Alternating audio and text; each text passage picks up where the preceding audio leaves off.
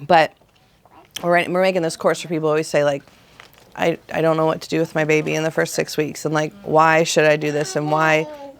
And everyone says to, you know, like, swaddle the baby. And we're like, well, you can swaddle the baby and it's going to work, but it's not beneficial long term. And so we just talk about all those short term fixing solutions. It's like we have a thing about white noise, and we have a thing about baby containers, and we have a thing. But it's very funny, like, sit and talk with my husband because... You're not for white noise? Oh, no, we're not for white noise. Yeah. Chris hates it. He's like, registered, but now he can't sleep without it. No more looking at my phone. It's auditory. Why do they get, like, attached? It's okay. They get attached. So you trained him that he can't sleep without it. You want to sit on the pillow? You can train him to sleep with, like, to fall asleep without it, like by lowering it, making it even quieter, and then really the ideal window is 20 minutes. But with white noise, it is an auditory thing they have to process, and you teach them to delete this, and so they start to learn that they don't have to listen to everything all the time. And it can turn into kids who are more sensitive, right, that have more things going on, into like true auditory processing, like language difficulties, reading difficulties, all that stuff, because the noise is so constant that their brain has to filter it. And what we talk about in the course is, like, your nose is in front of your eyes, and your brain filters it out. But if you close one, you'll be like, oh, wow, I can see like my whole half of my nose. And if you look at the other side, you're like, oh, and then you open your eyes and your nose is gone, because your brain is literally deleting it for you so that you can see. And so the brain is going to delete the white noise, and it's going to take, and the white noise is every frequency of sound put at once. So it can, and again, everything that we talk about in this like, how basically it's like how not to ruin your kid in the first 6 weeks of life, like a baby instruction manual, because nobody gets one, and they just have like their mom and their grandma's advice, and now we know that mom and grandma's advice isn't always solid, and sometimes it is. Yes, and TikTok advice, right? So overwhelming. Where they're like, yeah, sleep train your 3-week-old. You're like, okay, like, you know, there's people that believe that you can start training a baby. And they were men in the 1800s in orphanages, and that's where we got sleep training and cycles and stuff like that from. And so that's what we're creating the course for. But the white noise can be detrimental, and it is a Band-Aid. It is a solution. It like gets you to get their baby sleeping, but it's not, there's no time that there's always constant noise, and there's no time in the world that there's constant quiet. It just... It doesn't exist, right, Lily? Yeah. She's like, especially as a second baby. She's like, what? All I hear is noise. It's so hard, though, because, like, Evelyn will be so loud, so if she's napping, I keep it very low, but I'm like, I need a little something. Cause I You feel think like you do? Screams and stuff, won't it startle her? I No. don't know, it just feels Honora? like I have to have it. It's like social pressure, because everyone... Well, what did they do in the 1800s? Yes. That's literally my answer. It's my answer every time. And then some people who get really snarky are like, well, in the 1800s, babies died all the time. And I was like, well, we could talk about nutrition and sanitation and all that stuff too.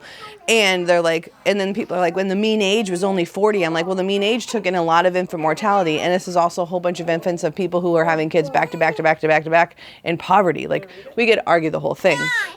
But whenever we look at something, we go, is this making it more convenient for me? And if it is, it's traditionally not the best thing for the baby. But if you're going to lose your mind, then you need to use some things. But that's like the thing with baby containers. They're like, I just need to make dinner. I'm like, well, how long is it going to take to make dinner? And could your baby just be on a blanket on the floor next to you? They're like, well, they really love the extra saucer. And I'm like, well, your baby is 4 months old and can't bear weight on their legs. And you're putting their weight on their legs in the extra saucer, and it's not ready. So that's the thing that I put him in, but like he like loved it because he did not like being straight on his back. Yeah, but he liked laying just a little. I was gonna ask you about it. I totally use a balancer while I cook dinner. I try to do it like short increments of time, and she doesn't like live in there. Or I go put her on the rug in the living room all the time. The one that's like the reclined back with like the little strap in for here. Yeah, it's okay until your kid starts doing this and they're like really flipping it. She's already starting to like use her neck, and I'm like, oh no, she's gonna. Because so kids, they're not meant to sit up, and so that's helping them sit up. So then that's going to encourage them. They like that. Yeah, but they're going to try to sit up because now they have a bigger field of vision. Whereas if they were on a blanket on the floor, they would turn to look at you, which is brain development. Your nose is better. So She's starting to do that thing where she's like Yeah. rolling and stuff. Like she's getting too big for the yes. blanket. It- It's just like a soft place to just. yeah, but so is a blanket. Not on the tile floor. Though. Yes, it is. I don't have those kind of blankets. I gotta get some like thick quilts. Clementine. Oh. You're going to love it. It's the best blanket I think anyone could ever have in their life. It's organic cotton. It's thick. It's called a quilt. And it is so soft, and it only gets better with every single wash that you do. Okay. I got gifted one for Nora, a rainbow one, and then we lost it at an airport, and I was like, I can't live without this blanket. It's the perfect size. You could cuddle up in it, but it's not too big. It washes really well. Is that a brand? Clementine, yeah, it's a baby brand. Right here. And it's all organic cotton. It's so nice. But then I bought 3 because I was like, these are just too nice. And they have such cool, like, neutral, non-stimulating patterns. Like, they have birds, and they have a mountain one, and they have, it's like, it. So cute. They're so cute. I wish I had one in my car. I would literally walk out and get it for you guys because you'll touch it and you'll be like, oh. It's like the muslin, you know, like the nice muslin blankets times 50. It's the best blanket. You want that dolly? She might want that dolly. Can you find her a baby? Nora? Yeah, but find a different baby for Antonia. Why don't you clean your baby? She's poking you. Can you go get a different baby? Nora Kelly. Can you go get her a different baby? There's no more babies. There are babies. You got to find them in a different room. Go on a search. Look at her move. Oh my goodness. When did she turn 1? January. Okay. Wow. So cute. It's crazy to see these kids grow. I Yeah, know, no, I saw we are you not at pro the white party, noise. turn 1, but like, If you were going to listen to like an hour-long track of like actually the ocean being recorded, I would be very different than just white noise. But white noise, and now there's brown noise and pink noise, and there's all these people that like, I mean, yeah, they have like all these different names for noise. Like, truly, we shouldn't have train tracks and ambulances and cars and stuff, which is unfortunately where some people live. And that's what they have to combat with. But hearing your grown-up siblings and your family is like totally normal and very biologically sound and is a comforting sound in itself. So hearing the older siblings fight or the parents talk to each other is really, they should hear that. So I would turn it down and start doing, "What's wrong, Lily?" oh yeah. That's a good point. I didn't barely hear it. She's like, we've been doing that since yesterday. Do you think She's probably discovered her tongue. Oh no. No. We've been doing that since yesterday. It's just like when they learn how to blow bubbles or they learn how to go like they're just like, so she's just learned how to do something with her face and she's like, this is cool. Yeah, you blow bubbles. Boy energy is so different from girl energy. It's literally, people are like, they're the same. Like, they're not the same. No, I mean, they I've just, had 2 girls back to back. I'm like, if I have a boy next, you're going to be tired. my world. But honestly, Evelyn will probably be such a helper. She's be like, Mom, I got it. You go make dinner. I got him. I've heard like people that have both. They're like, I'm glad I had my boy first because the girl was just a dream after. Like, if I would have had a girl first and then a boy.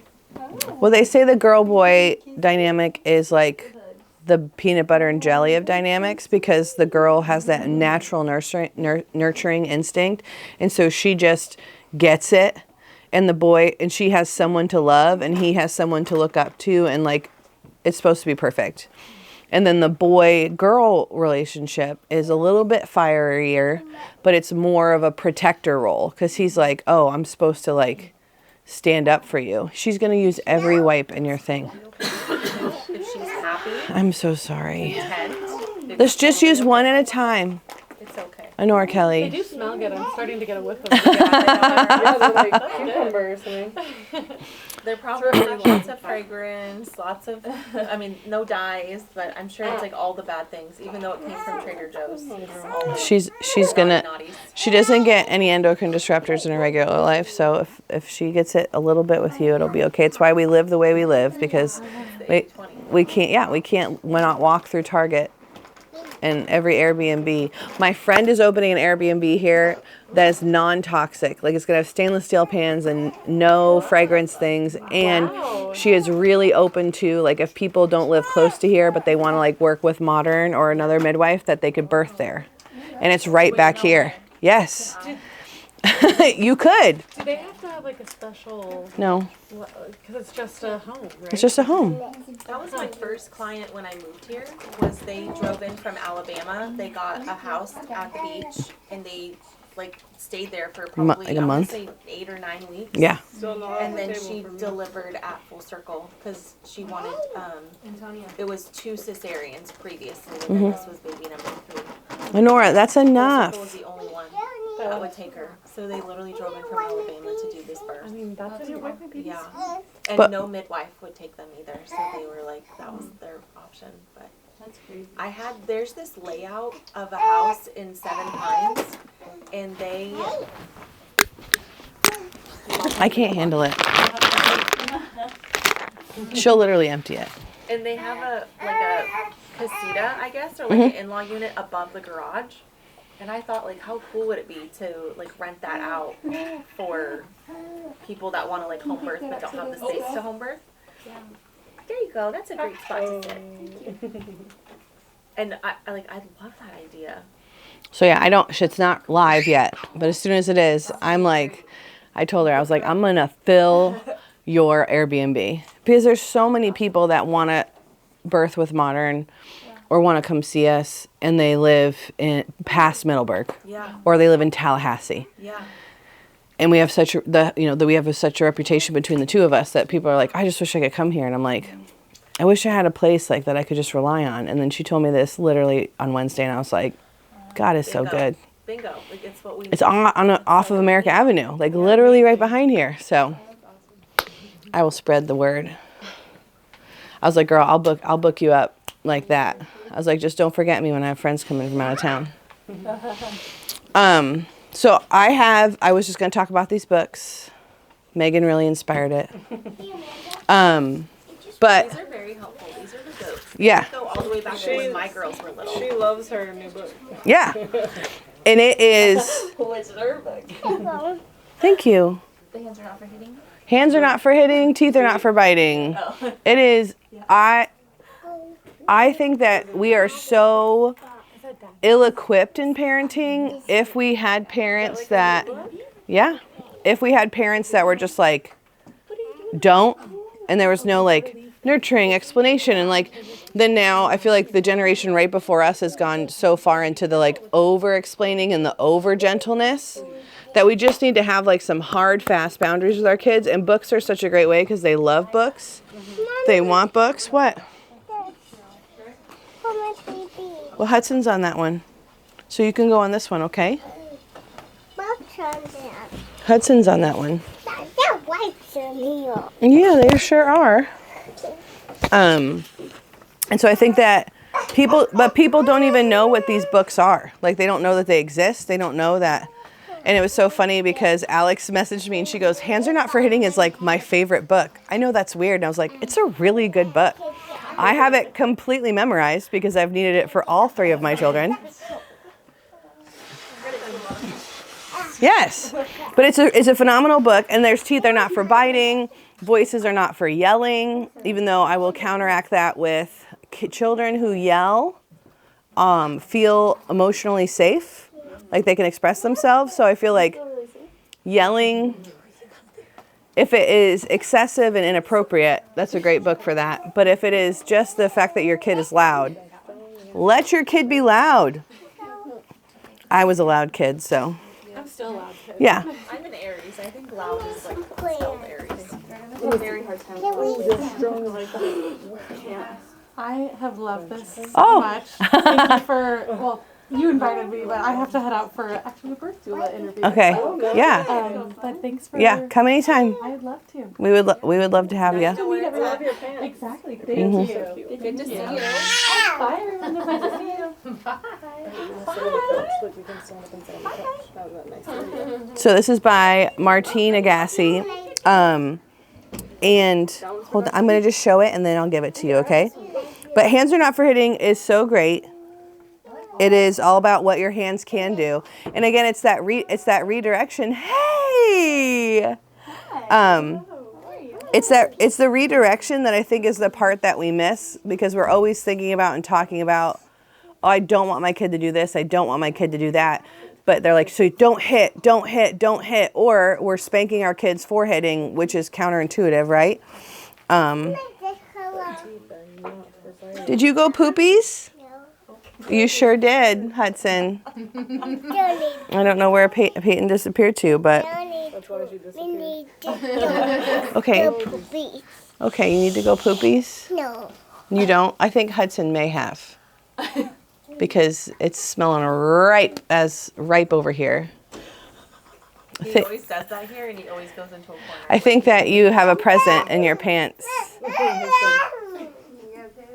Yeah. It's guys, we're good. Are you scared or are you hurt? Are you scared or are you hurt? That was scary, huh?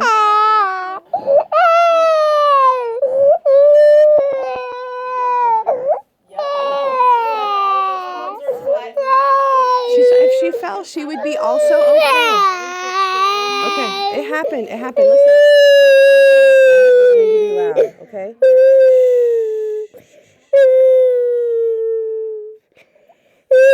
He was trying to stand up, honey, and you were trying to get down at the same time.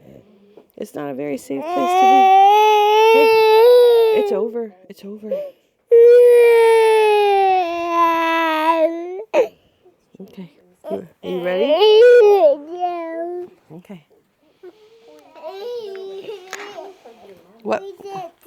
Read this? Read a book. When I was in college for child development, one of the professors said, like, when a child is doing something that is, like, harmful to themselves or others, to not say, like, oh no, like, don't hit, and say, oh, your hands, you can go ahead and grab your ball with your hands. You can do this with your hands. You can do that with your hands. And we learned, Your juice box with your hands. And I feel like I can see it process in her brain better when she throws something, and I'll be like, oh, we only throw balls. She's like, oh yeah, that's right, we do throw balls. Yeah. It's like a different connection, like, nah. Yeah, and you can, do. in the Waldorf school that we go to, the playground, they taught us, like, when the kids were, like, throwing stuff, like, really aggressively inside, she's like, well, we don't throw the ball like that inside, but you can drop it like a crane. And so she would just model over and over again, dropping it like a crane, drop it like a crane. And then the kids are like, oh yeah, I can just drop it like a crane. And they're seeing the animal in their mind, and they're having that mimicking thing. And so the redirection, and so I love this. It is the best book.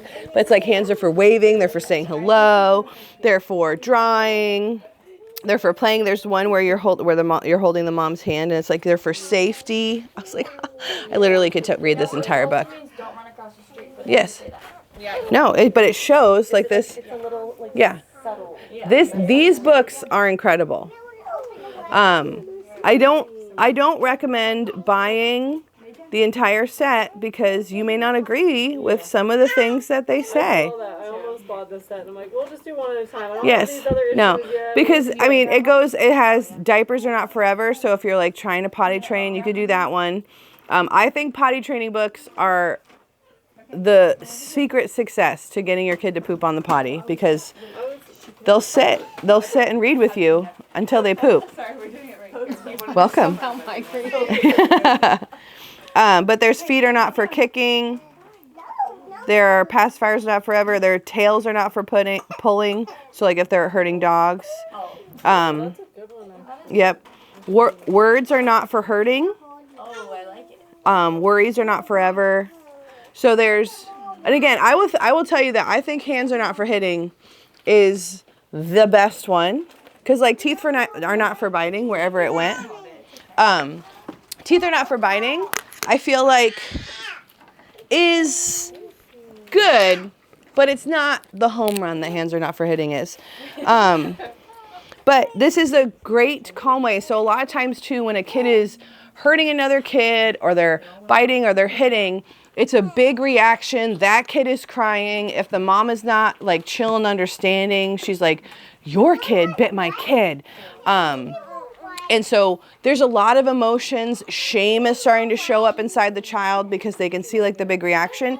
And so to revisit the episode that night when you're going to sleep, I think is a really powerful thing. So, and then it's like, and then it gets at the end, it's like, if someone bites you, do you bite them back? No. And it's just that like golden rule, like treat people the way that you want to be treated, which my son really loved at 4, 5, and 6 to be like, well, he's treating me bad, so that means he wants to be treated bad, which is a lesson in itself. But that is a whole series of books. I don't agree with the all of it, but I do love Hands Are Not for Hitting, Teeth Are Not for Biting, Feet Are Not for Kicking. I'm all good on wipes. No more wipes.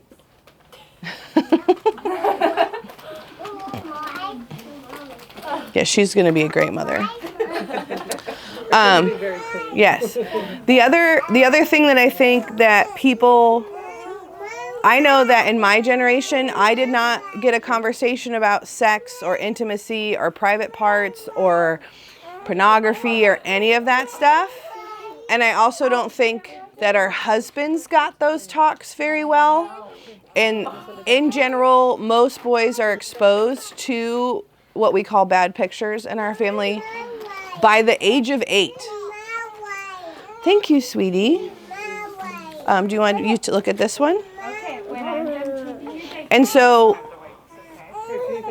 having the conversation with kids about what is appropriate, bodily autonomy, and things about themselves is something you cannot start too early.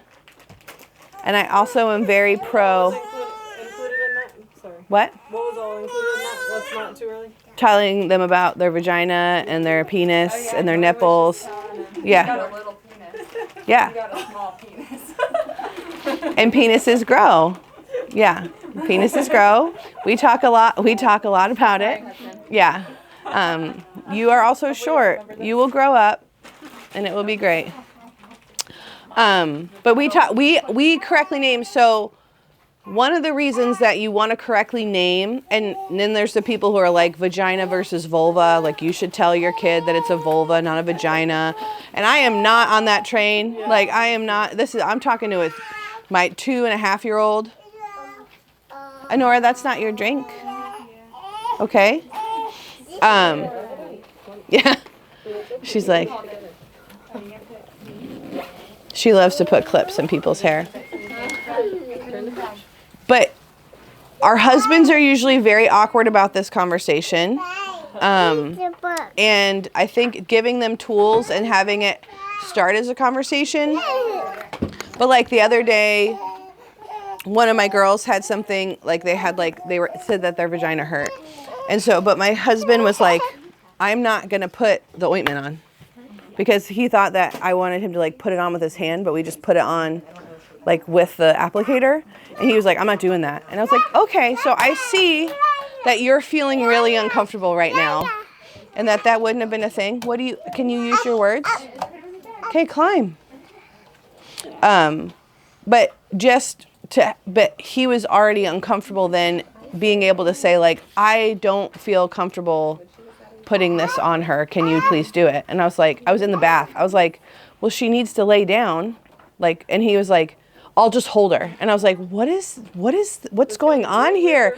And now it's becoming this like weird thing. And so I was like, I just need to like get this done. No, we're not doing that. But then like I had to have a conversation with him later about like, you were really weird. Like you need to be like this safe place where if I'm not around and there is something wrong there or something happened that they can talk to you about it. So giving them these books also, I don't know about you, but in our house and my 2 best friends, most of the dads read the goodnight books. That could not be it in, but my husband is the goodnight book guy. And so if I'm just like, here you go. have a great time having this conversation, then he's basically put in a situation where they're discovering the book together. Because he's just open to this being like, oh, we're reading about farm animals. And then you're like, oh, wow, we're talking about private parts. So in the book, God Made All of Me, which I love so much and I think is age appropriate. Basically, you could say it to your newborn. Yeah. And God Made All of Me is all about how we all have parts of our body that all of the parts of our body are good. And there are parts that are private and there are parts that are not. And they use the swimsuit as a marker. So it's like, so things that are covered by a swimsuit on girls and boys, those are your private parts. And so for girls, that does include the nipples. And there's also conversations, we have lots of conversations, like when Honora was 1 and she was just in a swim diaper, I wasn't putting her in a top, right? And so just like with babies, that it changes as you grow. I put them on the floor. Oh, would you like me to put them on the floor? Can you ask me nicely? I put them on the floor. Okay, what are you going to do with them? I'm putting the queen away. Okay. Thank you, Hudson. And so having the conversation, that book is a little wordy. So if you're feeling really tired at night. She just brought it to me to read. I'm like, I can't do that. Yeah. But it is good. And you don't have to, again, go through every page every time. But it's a really good thing to start having a conversation with your spouse about, like, how do we want to cover this? Another huge thing that's covered in that is that we don't have secrets. Like, there's a difference between a secret and a surprise. And then if adult says to you, like, oh, I don't want you to tell your mommy, like, that's a red flag, right? Like, that is something that you always tell mommy and daddy. And so I think having those conversations, one, because, and this could not be true for you, but it was very true for me, I never had any of these conversations with my mom and dad. Like, it never happened. And there was a lot of, like, shame and secrecy around intimacy, and I just didn't get it. And my parents divorced when I was 5, so I had lots of questions. And so, but I didn't feel like I could ask those questions. And that's not like hating on my mom or anything. That could hurt someone if it hit them, okay? Please don't do that again. If you want to hand it to them, you can hand it to them, okay? And so that God Made All of Me is a phenomenal book. So it helps them protect their bodies, and it helps them, like, say, like, here are the safe people that can see your private parts. So mommy, daddy, the doctor, when we go to the pediatrician, they're going to look at the private parts. If you trust a teacher, right? Like, if, let's say it's their preschool teacher is going to help them go potty. Can you talk to me nicely? Yes. She just wants to be a part of the diaper change. Yeah. Yeah, we got to open them to use them. And so it's great. And then in that conversation, you can have a conversation. Let's say you have a babysitter that's going to give the kids a bath. The other question that I had as I'm approaching this pre-teen adolescent age is it's gross. Like my son, sometimes I'm like, you were in diapers 2 minutes ago and you're going to be 8 this year. But that somewhere between 8 and 9 is usually when children will start to need privacy. So right now, Vincent's totally cool with, like, taking a bath with his sisters. Honora is a little too curious, and so I'm like, hey, listen, if you're going to take a bath, I'm going to have you wear a bathing suit, because Honora is not understanding the boundary, like, that she can't touch her private parts. And he's like, well, I really want to take a bath with her, and I'm like, I know, it's fun. It's, like, fun to take a bath with your siblings. And so trying not to make it this huge negative, like, bad thing, but also being like, hey, it's inappropriate that our 1.5-year-old is trying to grab this like a handle and take it off your body, which is literally what happened. And everybody started laughing, right? Because, like, that's silly. It's Vincent's private parts, da da da da. And then she thought, oh, this is okay. And so it had to be this, like, whole retraining thing. But it's just that thing. But he's at some point, I expect in the next year, for him to say, like, I think I'll take a shower by myself. And I'll be like, okay. And just that I have to teach my girls, like, you need to respect that Vincent wants to be alone in the bathroom. I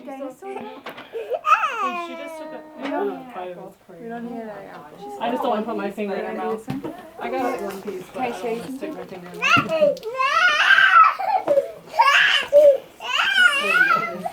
was like about to treat it like it was my kid. I'm like, yeah, I should just not reach my finger in her mouth. Lexa's pretty cool. She's your chill. Yeah. Crayons are for drawing, not for eating. Yeah, is there a book about this? There's the next book. Yeah. Honora had multicolored poop. She loved a crayon. Yeah. Karen's first food was mulch. Elizabeth ate a lot of cardboard. Yeah. Can she have a fruit bar?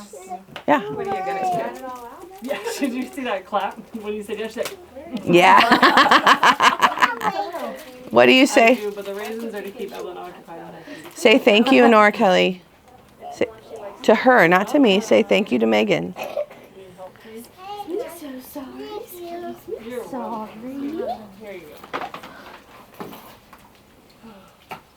The amount of people who have tribute snacks to my daughter, it's been her whole life. They're like, oh, I brought blueberries for Honora too. And I'm like, you guys are really nice. I'm like, I didn't bring you any snacks. Tough love.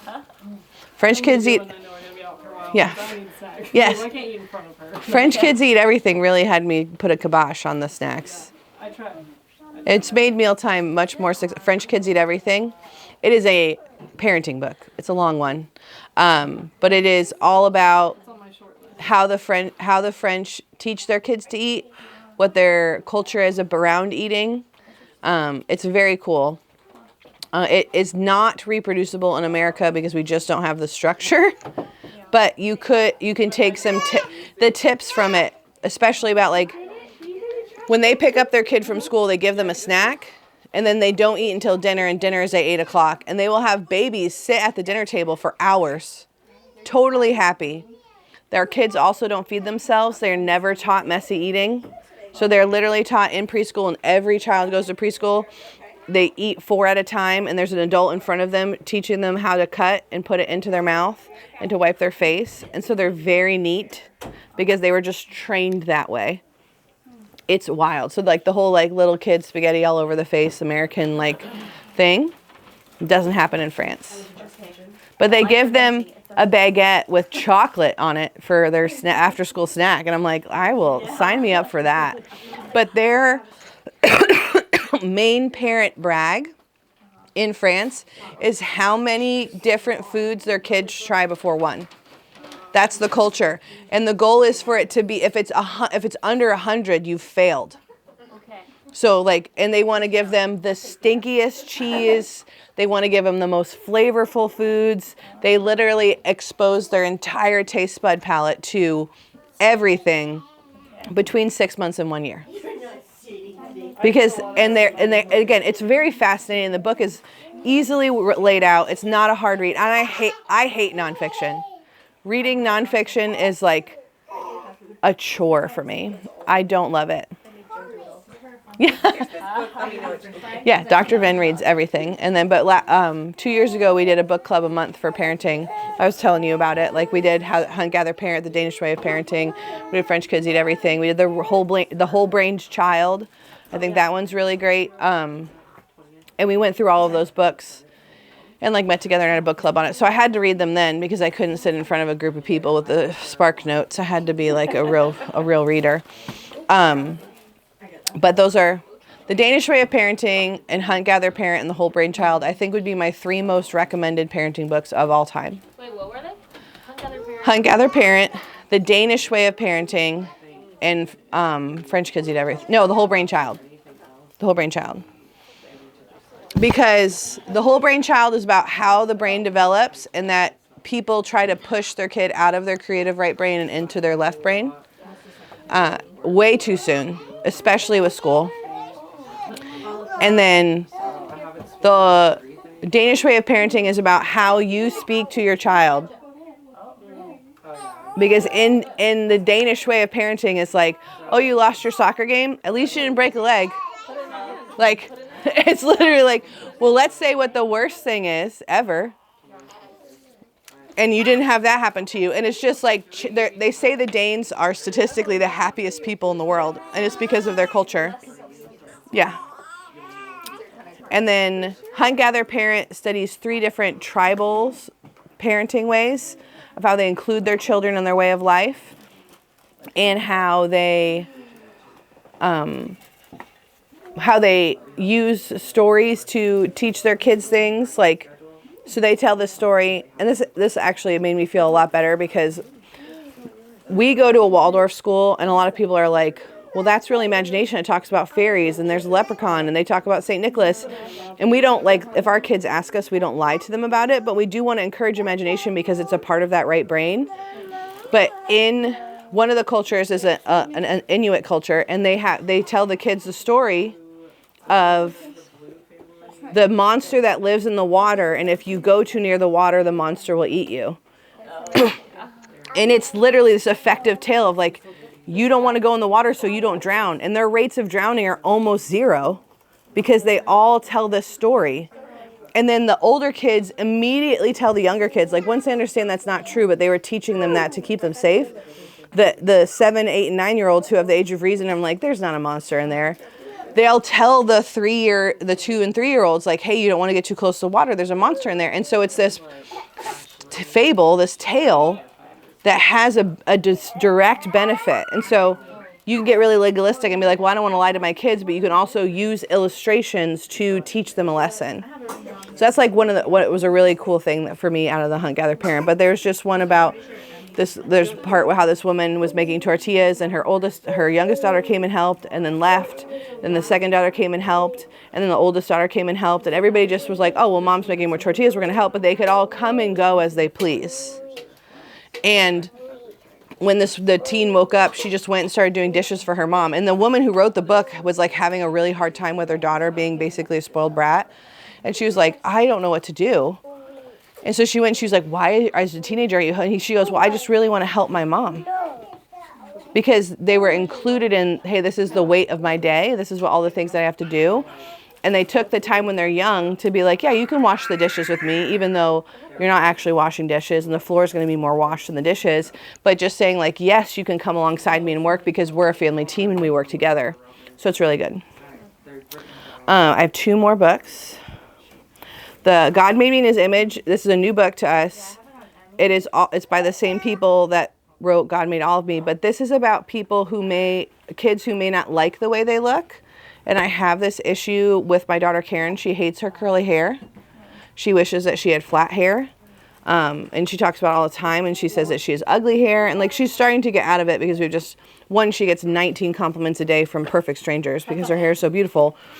But the difficulty that her hair is and the difference of it. So this is all about the differences in animals and how God made them different for a reason. Like elephants have long noses for a reason and giraffes have long necks.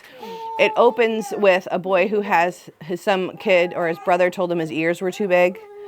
And then this other girl's like, well, I have frizzy hair. And so it's these things that kids start to hear maybe from their peers or from their siblings or just from what they look comparing themselves to others. And it just goes through why everyone is made differently and that you can appreciate. And this will help if there's a kid that has a disability or if they have a different shaped limb or they're in a wheelchair.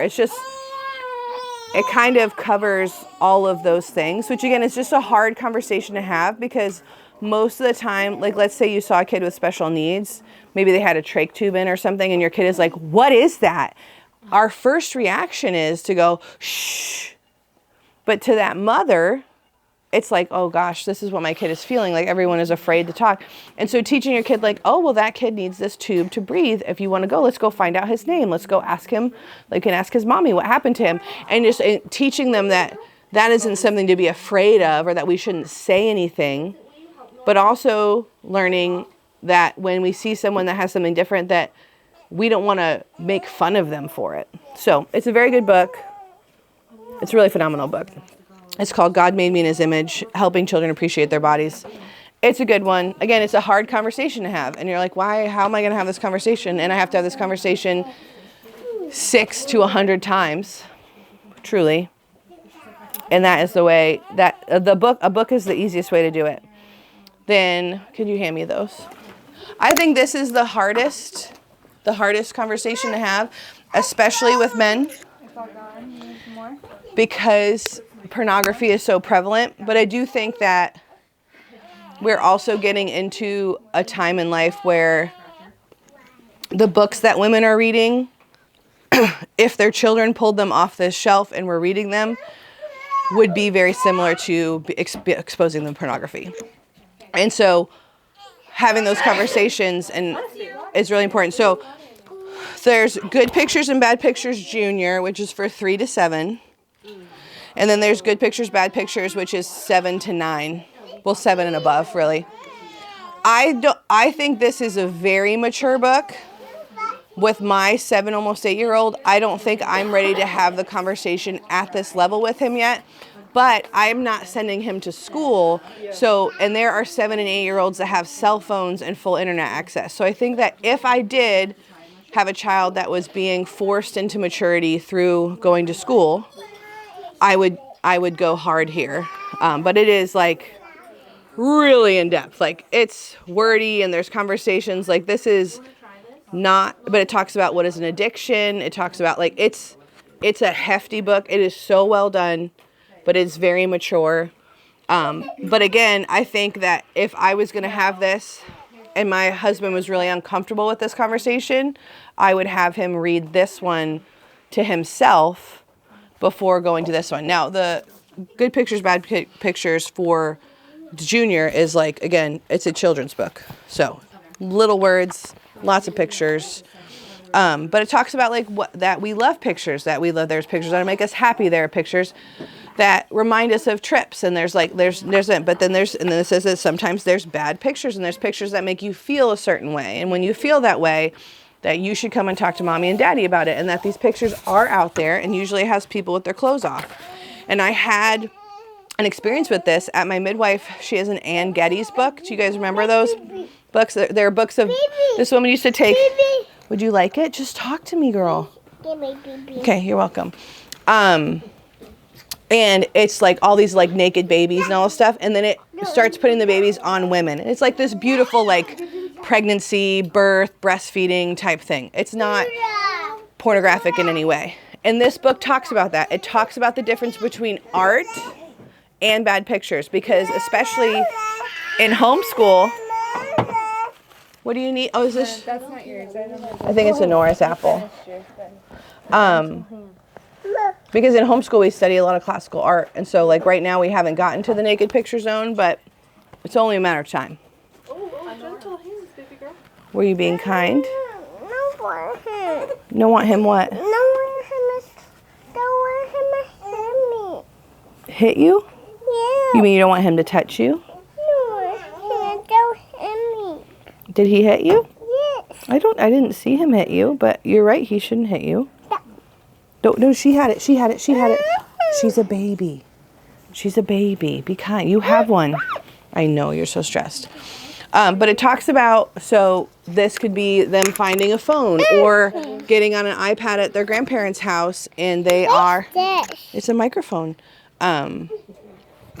Stop, please. I have to put you down if you can't listen. What is? She's like, Switch it up. For sure. You got it. it could be an iPad at their grandparents' house. It could be Playboys that were hidden under a mattress. You don't know when they're going to be exposed to it, but the average age is 8. 8, guys. And even right now, my son has been playing chess on this back computer, and there's ads that come up in the games that people play, and you get to choose your kids' friends, especially if you homeschool. But you get to choose your kids' friends, but you don't know what those choices are, and that's like why we're not a sleepover house. Like, there's probably 3 people I would trust my kids to sleep over, and they have, like, because they're watching them for the weekend or whatever, and that's not family. But even family, the majority of the time, the assault happens from a cousin or an uncle or an older brother, or at sleepovers. I've heard this conversation so many times. These 18-year-old girls who are so mad at their moms for not letting them ever have a sleepover, and then them going to a sleepover at like having girls over, and all of them discussing how they were assaulted at sleepovers by older brothers, older sisters, cousins, stepdads, dads, like just rampant. The uncle that was living in the house that Yes. was down on his luck. Yeah. And it's just the other parents who trust these people have no idea. It's truly, I think, usually not planned. Like, they're not thinking, wow, this dude that we're letting stay with us is creepy. But also, I think there's a curiosity aspect that happens after 9 years old for especially young men, that if there is a whole room full of girls and they're starting to have those feelings and starting to have those things, that there could be something that happens that they didn't intentionally think, oh, I'm going to do this bad thing. But if it happens, do you want your daughter to go up to the mom there and say, oh, so-and-so touched my cookie? Because you don't say vagina in your house, you say cookie. And they're like, well, I can just get you more cookies. And then the girl doesn't correct it because she's already uncomfortable. So that's what all of these books are like. They give you these opportunities to have these small, tiny conversations about giant topics, so that when the bad pictures are seen, when the weird stuff happens, your kids know, like, oh, we've already talked about this. This is a totally safe subject for my family. Whoa, good catch. But I think they're important. I love them. They're going to be here in the office if you want to look through them. We're going to share about this and share the link to the books if you need them. There's also a really good Facebook group. You guys all have like little babies, but for you turned on the light. When, like, for my girls being older, they're 16 and 13 now. And there's a Facebook group called Parenting in a Tech World or something like that. And it is so insightful. But you read their post and you're like, wow, like, it is so easy for these kids to come in contact with predators on the internet. And they're so gullible. Like, their frontal cortex is like completely not happening. And we taking pictures of girls. And then you can see like different situations where you're like, wow, like, if my kid ever came across something like that, thank you so much for saying that, because now I know. Yes. Like, okay, if that ever happens to us, like, this is what we're going to do. So last night I learned about the Kindle. So there's children's books that are marketed as children's books that are porn, and they have, yes, because people are sick. And so like and then my in-laws got our kids little tablets to like travel or whatever, and they were playing with them, and they're like, he deleted half the things and he was on sites, and I was like, you guys didn't have it on airplane mode? They're like, why? And I'm like, he doesn't know what he doesn't know. Like, he's curious. And so he was, and that he had access to anything. Yes. And which is why I don't think our generation of parents is going to give our kids cell phones the way that the one before did. Yeah. Especially now that they have like, the internet. yeah. To this, my mom's had a phone for how long? And to this day, she's like, just the things that she stumbles on. Yeah. That's why we got them earlier, but like. But even when I'm on Facebook Marketplace, and you know how you scan and they'll have like those 4 ads, one of them is usually some sort of material graphic story. They're like, click to see what happens to her. So much werewolf stuff, it's crazy. And I don't know how I activated that in my I keep getting these like lingerie ads. I'm like, who aren't, like, go away. I do not need to so buy and this. if you ever see an ad you don't like, there's 3 dots in the top corner. You can say, I don't want to see this. Yes. And I keep saying, like, bro, get away from Because you're their demographic. It's stalking me. Because we are the demographic that spends the most money, that researches the most, and that is on these things. And so if you are in that time, they're going to hit you with all of this stuff. But I read a whole post about the Kindle Junior and it not being locked, and that you like, and so just saying like the Kindle Junior is a phenomenal thing. Somebody was like, I didn't want to get my kid a Kindle Junior, so I just got them a regular Kindle, and I was going to lock it, but then I forgot to lock it. But their kid they've had these conversations with their kid, and so that kid was like, hey mom, I think I found bad pictures on the Kindle, and she was like, I didn't know. And so there's all these comments on this post underneath it last night of these people that are unaware. I didn't deal with that as a mom, just like their purity, just so fragile. I feel like it's spiritual warfare upon Oh, us. yeah, for sure. It's like I really one feel like image, it and is it's that. like they're so confused and like frustrated. In and, this like, book, it just- talks about how to help them not remember it, because your kid is going to. So you know how like how Evelyn was like, I fell, and she brought it up for like 3.5 months later or something. Vincent did or whatever. Yeah.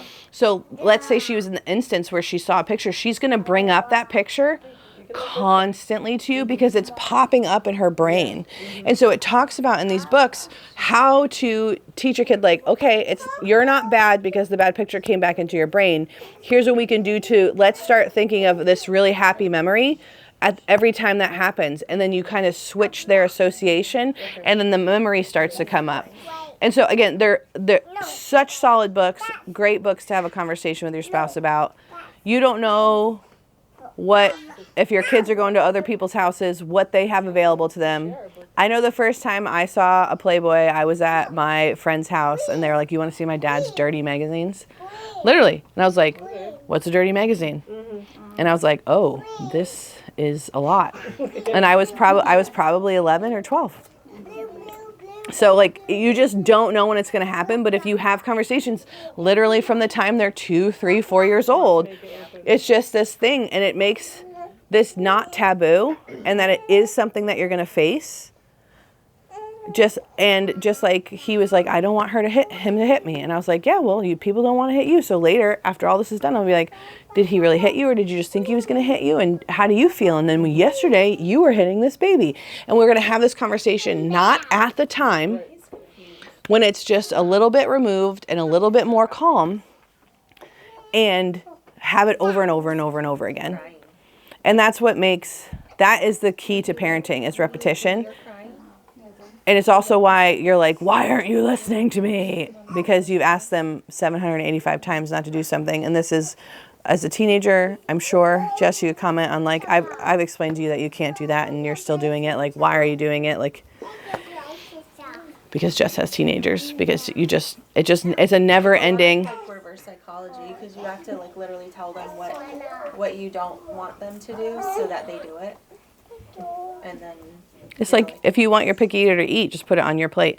yes, make yourself a delicious lunch, and then go sit down and enjoy it. And then you're gonna be like, I want to. What am I having? Yeah. Then they can become interested. So a journey. This is just the beginning of the journey of lots of hard conversations. We'll put these back on. These are my good luck charms. I haven't birthed without them. Thank you. These are my good luck charms. What it's worth, she used to do it. This is when Ella got baptized.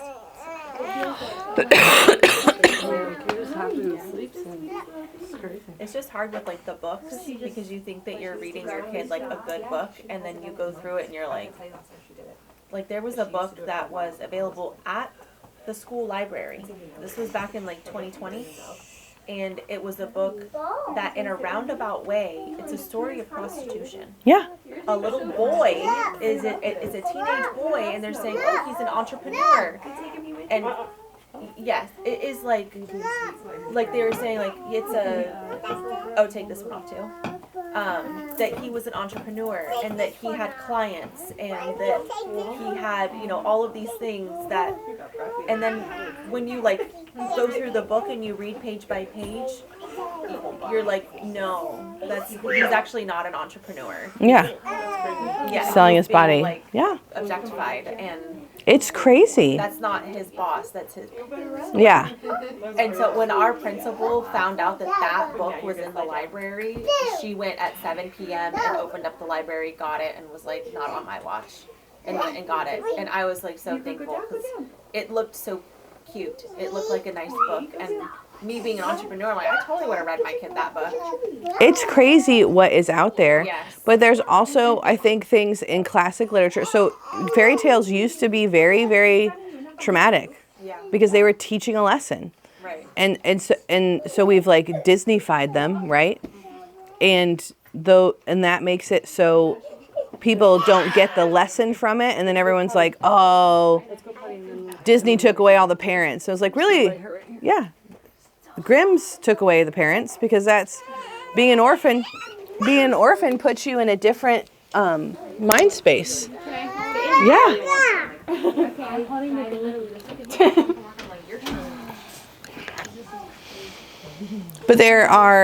But we read Farmer Boy in our nature book club, and then we are going to read The Secret Garden. And and the mom had looked up Farmer Boy, and she found a different book that was entitled Farmer Boy, not the one by Laura Ingalls Wilder. And she was like, "This is terrible. Why are we reading this?" And then we read Farmer Boy, and I was like, "Why didn't you say something? Like, you need to say something. Like, I will totally like." I was like, "So let me just tell you about The Secret Garden." I was like, "Her parents don't like her. They wish they didn't have her. They're going to parties. They die. She gets sent to Missile Manator. They don't like her either. Like, she has a rough life. There's a hidden cousin. Like, it's a whole thing." I was like, "There's a lot." But having those conversations and reading these books teaches stories of, like, one, it's just such a blessing you have a mom and a dad and a family and all these different things. Like, you don't need to hide from every story, but you need to hide from disgusting stories, right? Or like, people are like, "Oh, my favorite book is Redeeming Love by Francine Rivers." And I was like, well, that is a very beautiful picture of the story of Hosea in the Bible, but it is also rated R. And it was even more R before Francine rewrote it. But it's a book that a lot of people love, and they get the message of it. But it's about prostitution. So it's not a book that I would read to my 12-year-old daughter, but maybe my 18-year-old daughter or 17-year-old daughter, I'd be like, "Hey, let's read this book together. Let's have this conversation." My friend told me the other day that her daughter read ACOTAR in high school and told her mom to read it. And I was like, well, kudos to you for having such an open relationship with your daughter, but I think you should read them very soon so that you can talk to her about the door that's been opened to her. Because Avatar section. ACOTAR, not Avatar, ACOTAR. So it's A Court of Thorn and Roses. It's these Sarah J. Maas books. The first one is mildly, and then it just gets insanely spicy. I was reading a book, like sitting on the floor at a friend's house, and they were like, "Oh, we're reading this book." And that's what a 3-year-old told me. And they're really smart, so I was like, "They probably are reading this chapter book." So I started reading it, and it's like molested, and I was like, "I'm not reading that word." And then I told the mom later, she said, "Oh, we don't really read that book. It's about naked women." And I was like, "Why is that your floor?" Yeah. You could have some genius kid who can read at 3. You don't know. Yeah, I know. I'm like, okay. Nice. Nope. Nice. Books are tools. They can also be portals to a lot of stuff. But I read all the ACOTAR books thinking, like, this is going to be great. And then I got very convicted after reading the last one.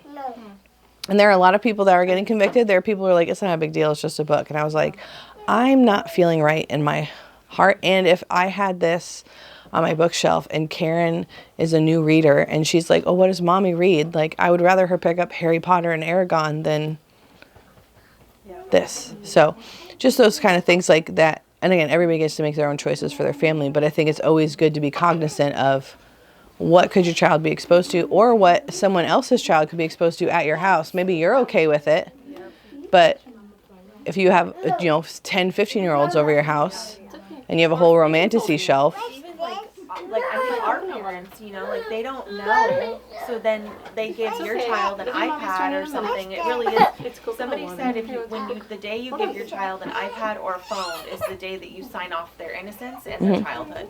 What is it? An iPad or a phone. A phone or an iPad or whatever that is, like, it's out the window and it's gone. There was a girl that lives in Nocatee, and she had Snapchat. Oh, this is Evan's. She's like one of the far, like Officer Gomez says, like, no, it's hard pass.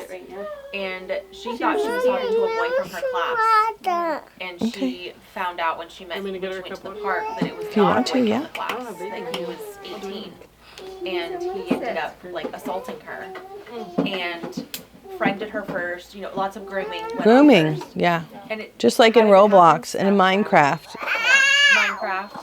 Yeah. I would 100%. I was talking to my husband about this the other day. I was like, I think I want to get our kids a Super Nintendo because it's a closed game. Yes. And I saw this again, a reel, not research, but a reel about how modern day research, a reel. It talked about how we as millennials, we were taught to persevere by playing like Super Mario World, because like there was no cheat code. You couldn't buy your way through the hard part. Like Let's get our bag. you just had to work hard through the thing. We already had an apple. And I was like, my son's like, why don't we play video games? And I was Mommy, like, me go with you. yes, you're gonna go with Aunt Hope. Are you excited?